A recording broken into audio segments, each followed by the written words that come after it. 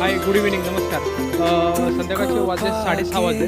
तर आता आपण जात आहे. आमच्या इथे एक प्रभू श्री रामाचं मंदिर आहे. तिथे दरवर्षी मार्गशीर्ष पहिल्या गुरुवारी यात्रा भरते. तर आपण यात्रेला चाललो आता. म्हणजे यात्रा नाही, जत्रा असते ती असते आणि ती एकाच आठवड्यात असते. पहिला गुरुवार मार्गशीर्ष ते दुसरा गुरुवारपर्यंत 7 दिवस जत्रा असते. तर आपण जाऊया. आणि बघा, आपण जाताना नारळ आणि फूल घेतलेलं त्यांना मान द्यायला लागतो. तर आता आपण देणार आहे.